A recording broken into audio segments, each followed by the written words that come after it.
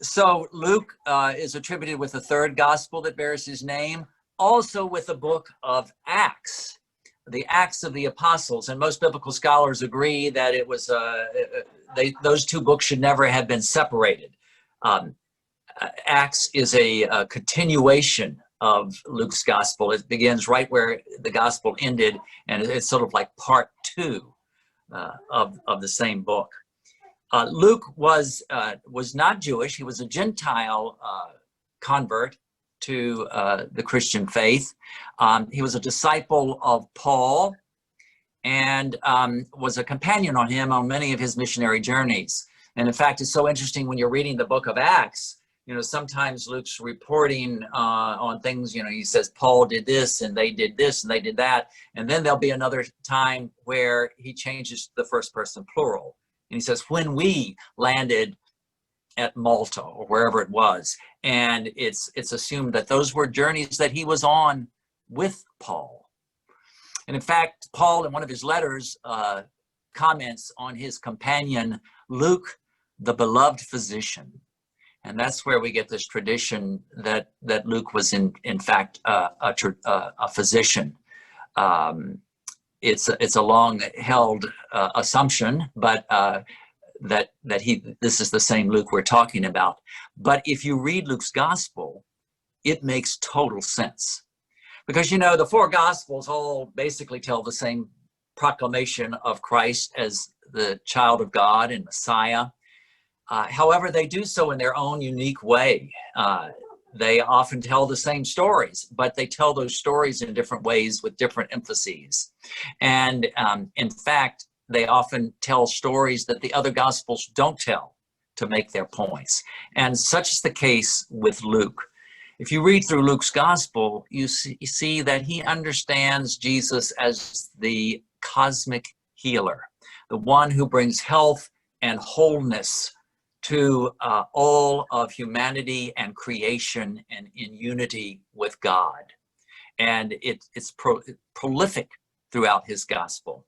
And he tells, in fact, many of the famous stories of our faith that are only found in Luke. The story, the parable of the Good Samaritan. Remember the traveler's walking along the road, and he's attacked and robbed and left for dead by robbers. And then all these pious religious leaders of the Jewish nation pass by and ignore him. And it was only a Samaritan who was despised by the Jewish people, considered a heretic, the outcast, who stopped and took pity on him and nursed him back to health. That's only in Luke's gospel. The parable of the prodigal son. That defiant young man who insulted his father and took his inheritance and went and wasted it all on wanton living. And then as he's starving, he comes back home with his tail tucked between his legs, so to speak. And he's greeted by his father, who doesn't punish him, but rather runs out and embraces him, kills the fatted calf, and throws a big party. To show his unconditional love for his child. This is only in Luke. The story of the widow of Nain. Jesus is going in the street and he sees this widow, which of course means she'd lost her husband, and she's burying her son. And in that society, a woman had no one to take care of her but the men in her family. And she had no one. And so Jesus stops the funeral procession and raises her son back to life so that he can take care of his mother. Only in Luke's gospel. And Luke is the only one of the gospels that has Jesus say from the cross, "Father, forgive them, for they know not what they do." This great desire for restoring a relationship, for including the outcast, the suffering, the dregs of society. Luke is the only story that says at Christmas the angels appeared to the shepherds who were considered the dregs of society.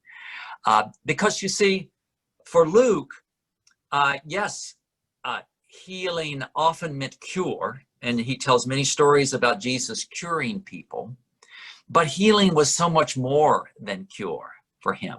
So healing could come with a removal of disease or mental anguish or whatever the symptom was. But healing can also come in the midst of that adversity. In fact, healing can even come in the midst of death.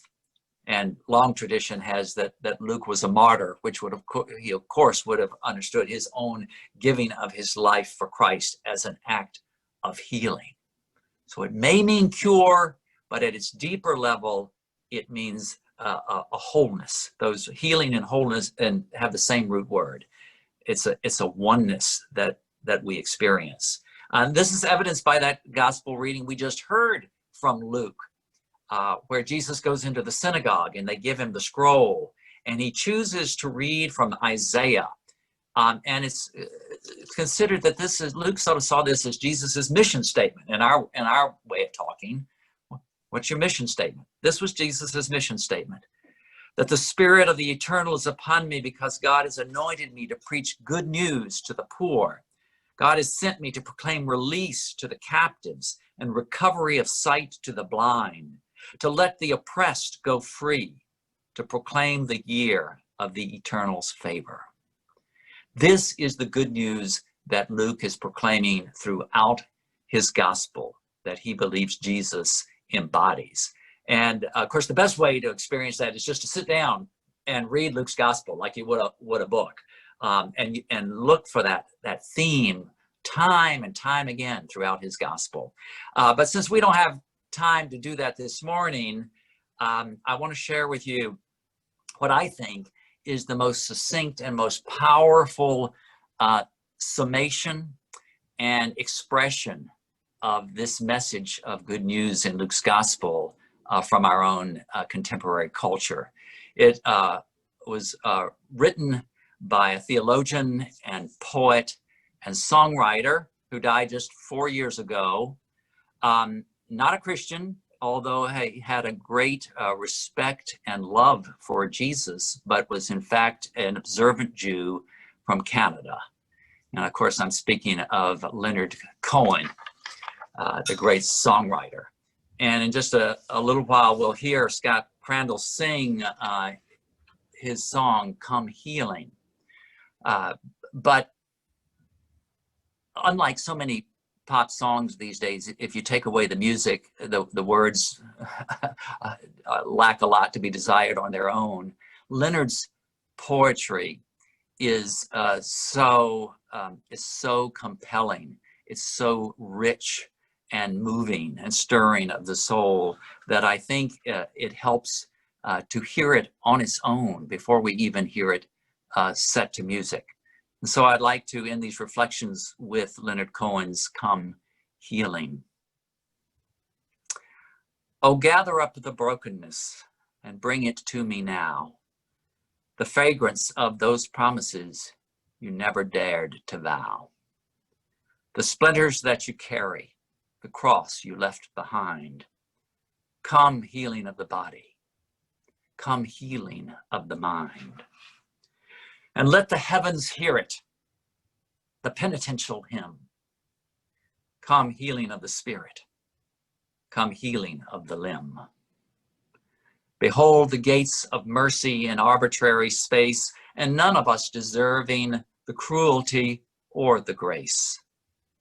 O solitude of longing where love has been confined, come healing of the body, come healing of the mind.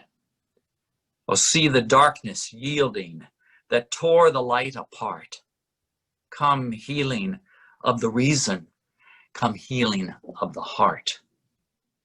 O troubled dust concealing an undivided love, the heart beneath is teaching to the broken heart above. Oh, let the heavens falter and let the earth proclaim, come healing of the altar, come healing of the name. O longing of the branches to lift the little bud, O longing of the arteries to purify the blood. And let the heavens hear it, the penitential hymn. Come healing of the spirit, come healing of the limb. Amen.